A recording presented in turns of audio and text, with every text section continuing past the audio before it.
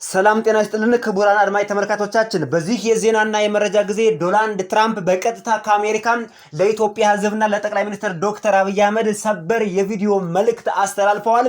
መልእክቱ ምንድነው? ሙሉውን ተሰሙታላችሁ። እንዲሁም ክቡራን አድማጭ ተመልካቾቻችን ከዚህ ቪዲዮ በኋላ ስለ ኢሬቻ በዓል አከባበር ሰበር አዲስ መደመጥ ያለበት መረጃ ወጥቷል፣ ተሰሙታላችሁ። በስከ መጨረሻም ከመንግስት ሰራተኞች ደመወዝ መጨመር ጋር ተያይዞ አዳዲስ መረጃዎች አሁንም አሉ፣ ተሰሙታላችሁ። እስከ ቪዲዮ መጨረሻ አብራችሁን ቆዩ። መደመጥ መታየት ያለበትም አንገብጋቢ ሰበር ሀገራዊ አስቸኳይ ቪዲዮ ነው። በድጋሚ አብራችሁን ቆዩ። Congratulations for Ethiopia peoples. Then Abiy is a leader who not only lays the foundation stone, but also implements and executes what is planned.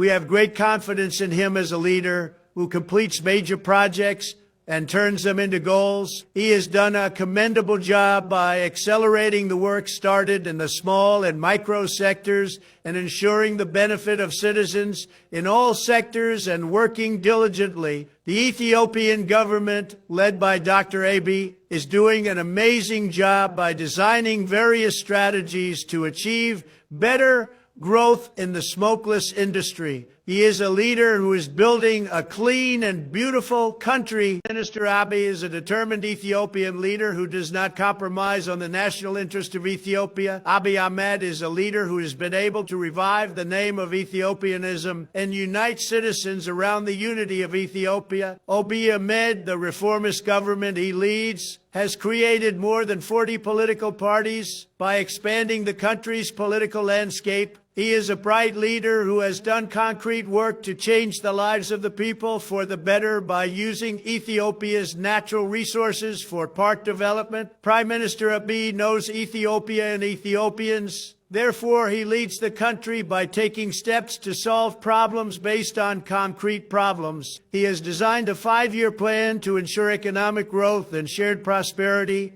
to build a market-oriented and economic system that takes into account Ethiopia's current situation and to restore Ethiopia to its former glory. በቪዲዮ እንደሰማነው እንዳየነውና እንደተመለከትነው ትራምፕ ከአሜሪካ ለጠቅላይ ሚኒስትር ዶክተር አብይ አህመድና ለኢትዮጵያ ሕዝብ የእንኳን ደስ አላችሁ መልእክት አስተላልፏል።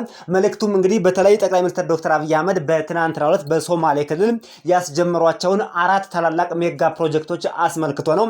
በተለይ ኢትዮጵያ ያስጀመረችው የነዳጅ ማጣሪያ ፕሮጀክት እሱም እጅግ በጣም ትኩረት የሚሰጠውና ከሁሉም ከፍተኛ ዋጋ ያገኘ ፕሮጀክት ነው። እንግዲህ የጠቅላይ ሚኒስትር ዶክተር አብይ አህመድን በርከት ያሉ ፕሮጀክቶችና ኢትዮጵያ ውስጥ ያመጣቸው ለውጦች እንዲሁም አቺቭመንት ልንላቸው እንችላለን። እነዚህን በአጠቃላይ ትራምፕ ሪኮግናይዝ አድርጓል፣ ሪኮግኒሽን ሰጥቷል። ይህ ለኢትዮጵያ እንግዲህ ታላቅ አቺቭመንት ነው። በዓለም አቀፍ ተጽዕኖ ፈጣሪ በሆኑ መንግስታት ዘንድ ኢትዮጵያ ስሟ መጠራቷና የጠቅላይ ሚኒስቴሩ ስራዎች መደነቃቸው እንዲሁም ሪኮግኒሽን ማግኘታቸው በጣም የሚደነቅ ነው። ክቡራን አድማጭ ተመልካቾቻችን ሌላው መረጃ እንግዲህ ክቡራን አድማጭ ተመልካቾቻችን በመጪው ቅዳሜና እሁድ እንግዲህ የኢሬቻ በዓል በሀገር አቀፍ ደረጃ ይከበራል። ኢትዮጵያ መረዳት ያለብንና ማወቅ ያለብን የባለ ብዙ ቋንቋ፣ የባለ ብዙ ባህል፣ የባለ ብዙ ሃይማኖትና የባለ ብዙ ብሔር ሀገር መሆኗ ነው። ኢሬቻ ለኢትዮጵያ ትልቅ እና ጉልህ ሚና ያለው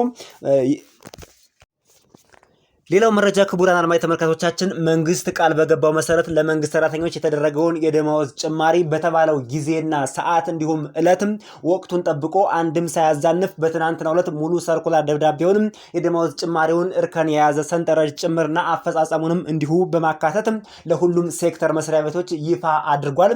የመስከረም ወር ደመወዝ እንግዲህ በአዲሱ ለሁሉም ሴክተር መስሪያ ቤቶች እንደሚገባ ይጠበቃል። ይህም መንግስት ቃል አክባሪ መሆኑን በተግባር ከማስመስከሩም ባሻገር የመንግስት ሰራተኛው በአሁኑ ሰዓት ደስታቸውን እየገለጹ ይገኛሉ።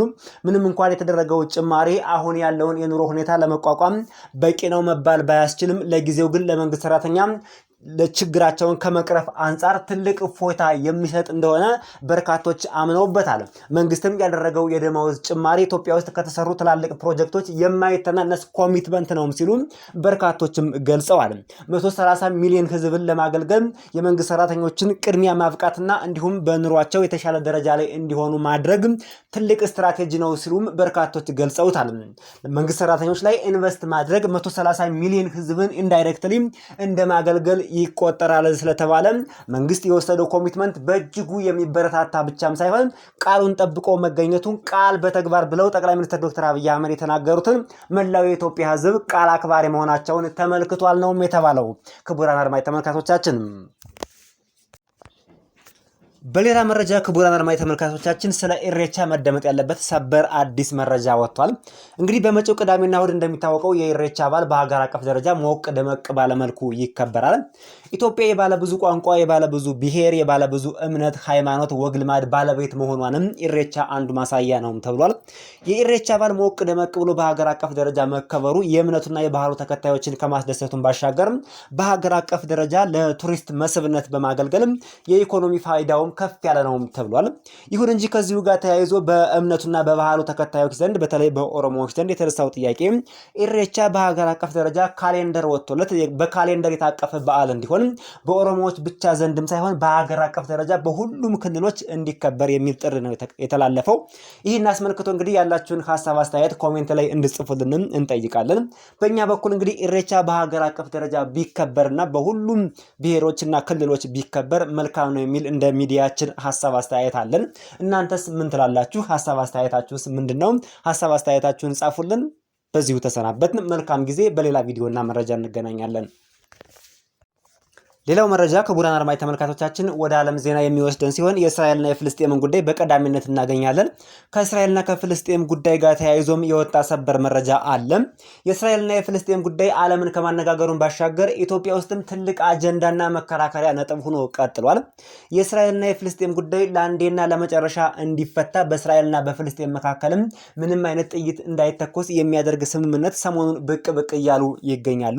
በተለይ በስምምነቱም በዋናነት የሚጠቀ ሰውና ፍልስጤሞችን ያስደሰተው በርካታ የዓለም ሀገራትም ድጋፍ ያገኘው የፍልስጤም ሉዓላዊት ሀገር ሆና በዓለም አቀፍ ሀገራት መካከል እውቅና አግኝታ እንደ ሀገር ትቁም የሚለው በብዙዎች ዘንድ ተቀባይነት ያገኘ ይመስላል።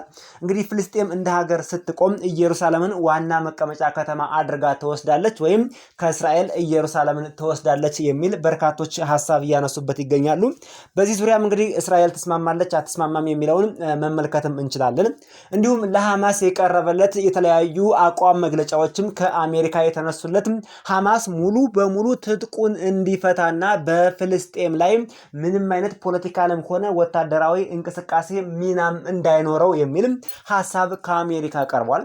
ይህም እንግዲህ ከፊሉ የሐማስ አመራሮች ተቀብለውታል፣ ከፊሎቹ የሐማስ አመራሮች አልተቀበሉትም። በሐማስ አመራሮች መካከልም ከፍተኛ የሆነ መከፋፈልና መፈረካከስ የፈጠረ ሐሳብ ሆኖ ተገኝቷል። በዚህ መካከል እንግዲህ በርካታ መርከቦች እርዳታ ጭነው ወደ ፍልስጤም እየገቡ ባሉበት ሰዓት እስራኤል ባልተጠበቀ ጊዜና ሰዓት የባህር ኃይሏን በማሰማራት እነዚህን በርካታ መርከቦች በትናንትናው ምሽት ሌሊት ላይ ማለት ነው ወረራ አድርጋ ሁሉንም በቁጥጥር ስር በማድረግ የያዙትን መገናኛ ሬዲዮን በሙሉ በመቀማት በቁጥጥር ስር አውላቸዋለች። የጫኑት የእርዳታ እህል እንዲሁም የእርዳታ ቁሳቁስ በሙሉ በእስራኤል ወደብ በኩል አድርጎ እንዲያልፍ ሙሉ በሙሉ አቅጣጫ በማስቀየስ ወደ እስራኤል እንዲገባም አድርጋለች። ከዚህ በፊት ማስጠንቀቂያ ሰጥቻለሁ፣ የእርዳታ ድርጅት ነን የምትሉ ወደዚህ አካባቢ አትጠጉ፣ አካባቢው የጦርነት ቀጠና ነው ስትልም ተደምጣ ነበር እስራኤል። ይሁን እንጂ እንግዲህ ያደረገችው ወይም እስራኤል የወሰደችው እርምጃ ወደ ፍልስጤም ምንም አይነት የሰብአዊ ድጋፍ እንዲገባ እንደማትፈልግ ማሳያ ነው ሲሉም በርካቶች ሐሳብ አስተያየታቸውን እየሰጡ ይገኛሉ። የአድማጭ ተመልካቾቻችን ሐሳብ አስተያየት ኮሜንት የምንፈልገው ፍልስጤም እንደ ሀገር ብትቆም መልካም ነው ወይስ አይደለም? እንዲሁም ፍልስጤም እንደ ሀገር ትቁም ከተባለስ ኢየሩሳሌምን ከእስራኤል ወስዳ ዋና ከተማ መቀመጫዋ ማድረጓ ተገቢ ነው ወይስ አይደለም? ሐሳብ አስተያየታችሁን ስጡን እንላለን። ሐማስስ አሜሪካ ያቀረበችውን ጥሪ መቃወሙ፣ ከፊሎቹ መደገፋቸው ወደፊት በፍልስጤምና በእስራኤል መካከል ለሚደረገው ጦርነትም ወይም ደግሞ ደም አፋሳሽ ጦርነት የሚኖረው ሚና ምን ይሆናል የሚለውንም ሐሳብ አስተያየት ስጡን እያልን በዚሁ ተሰናብተናል። ሰናይ ጊዜ። በሌሎች መረጃዎች ታገኙናላችሁ።